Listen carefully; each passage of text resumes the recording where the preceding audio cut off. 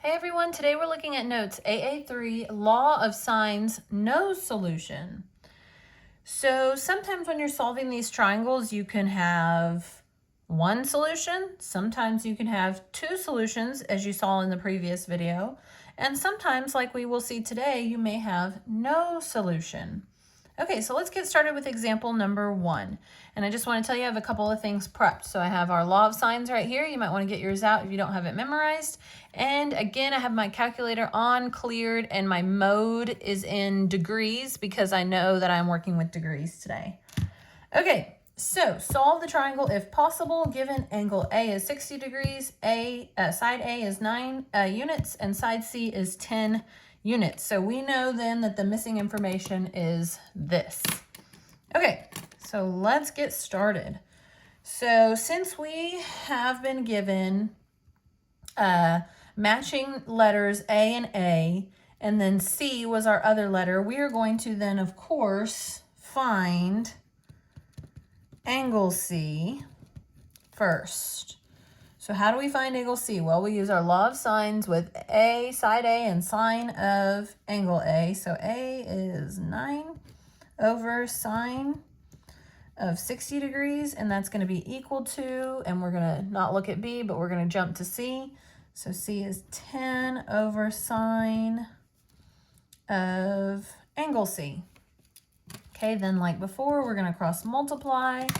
So 9 times sine C equals 10 sine of 60 degrees. So then I'm going to divide by 9. I'm going to get sine of angle C equals 10 sine, and remember I am in degree mode, you should check yours, 10 times sine of 60 divided by 9, and that gives me 0.962. When I round, remember I am rounding on paper. Okay, and then of course to get angle C, I do the arc sine or sine inverse on both sides. So arc sine or sine inverse of 0.962, and that's really high up on the unit circle. Okay, and of course, when I find that value, I'm going to do sine inverse of second answer. I'm not going to use 0.962 because you will see very quickly your answer gets off for mine. Okay, so I don't use the rounded answer, of course, for that piece. And you never know, now that you've learned, you never know if we have a second triangle possibility. So we are definitely going to test it. So remember, this point right here has a y value of 1. So we're talking a y value of 0.962. I mean, that's way up there. So, and that's pretty clear by our angle being close to 90 degrees. It's 74.207. If I round, and I should, so I am going to go ahead and write that for angle. Oh no, we are doing C, are we not? So, goodness, I'm writing 40. 74.207 degrees. Okay. And then I know that I'm going to have another angle on the opposite side in quadrant 2 here. And remember, to find that angle, I'm going to take 180 degrees, because that's what this angle is, minus that 74.206, but the exact. So 180 minus second answer is going to give me 105.793. So minus the 74.207 ... degrees equals, what did it equal? 105.793. 105.793 degrees.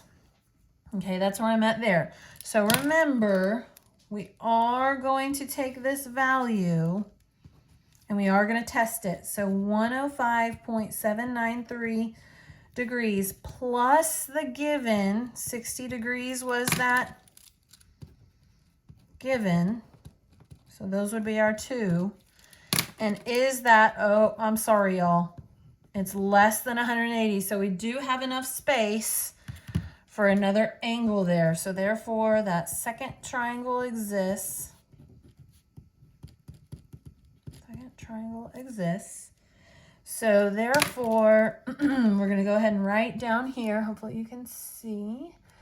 angle B2, we're going to have a B2, we're going to have an angle C2, and we're going to have a side B2. So we already know our angle C2 is that 105.793 degrees. And remember, I'll write it over here just so you can remember how we found that. How did we find angle C2? Oh yeah, we took 180 degrees and we subtracted the 74.207 degrees, which was, that was angle C, the true angle C, not C2, and it was pure, remember? We did not use the rounded answer. Okay, and that got us C2. So now we're gonna have a situation where we're kind of doing the same thing on both sides here. Remember, like we did before. So we found angle C and we found angle C2. So now we're going to need to find, in this case, angle B, and in this case, angle B2. And again, it's very, very similar. So to find angle B, we're gonna take up the fact that the angles in a triangle add up to 180 degrees. So 180 minus our given minus C, which was 74.207. So same here, 180 degrees minus 60, which was our given. Okay, and then in this case, minus our C2, which was 105.793 degrees. And of course, on both of these, just like you did here, you're gonna use pure, okay? So since I've got this one pulled up on my calculator right here, I'm gonna do 180 minus 60 minus the 105. So I'm gonna get my B2 first, angle B2 first, so 14.207 degrees.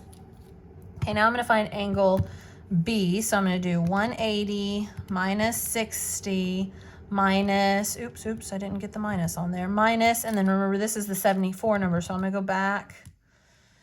And again, if you don't have the copy paste feature, you might have to just be working on one of these at a time. And then for the second one, you'll have to go back and rework this to get the pure answer, not the rounded one.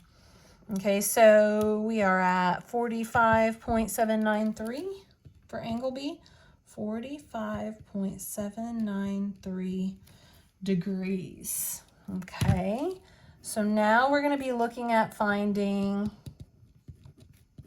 side B in this case and finding, oh, why am I doing angle? Side B2 in this one. Okay, so we'll go with this one first. We're going to use the given. The A's were our matching side and angles. So 9 over sine of 60 degrees equals B over sine of 45.793 degrees. Okay, cross multiply, you get B sine 60 degrees. I'm going through this fast because you've already seen this. So hopefully this is just a really good refresher for you. Okay, trying not to lose my degree signs as I go. It can happen, but don't let it. Dividing by sine of 60 degrees on each side. So let's see what I get here. I've got 9 times sine of second answer, because I do have that 45.793 degrees above me. And then divide that by sine of 60. That's an exact number, so we're good. 7.449. 7.449 units. All right, so now that we found all the missing parts of this triangle, now let's do our second triangle. Okay, so we're still going to use side A, angle, sine of angle A equals B2 over sine of, angle B2 was 14.207 degrees. So then cross multiply, we get B2 sine of 60 degrees equals 9 sine of 14.207 degrees. And then we're going to divide both sides by sine of 60 degrees. Sine of 60 degrees. Okay, so 9 times sine of, I've got to find that 14 number. There it is, 14.20683, blah, blah, blah, blah, blah. And then divide by sine of 60. And I get 2.551. 2.551. All right, so hopefully that was a good refresher of yesterday. And when you have 2 triangles and not just one. So second triangle is this. Okay, so we have one more problem, and I bet you can guess what type of situation it's going to be. All right, so here's our second problem. So we are given angle B and side B. Those are our 2 letters that match. And then side A. So of course we're going to try and find angle A first. So find angle A by taking our given 4 over sine of 75. I'm sure you have law of sines memorized by now. Over 5 sine A. Okay, so we're going to cross multiply, and we've got 4 times sine A equals 5 sine 75 degrees. So then, of course, we're going to divide both sides by 4, okay, which gives us sine of angle A equals, good question, 5 sine 75 degrees.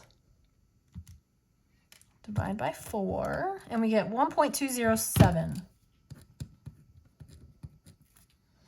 Okay, and then of course, to remove the sine, we do arc sine on both sides. So angle A equals sine inverse or arc sine of 1.207.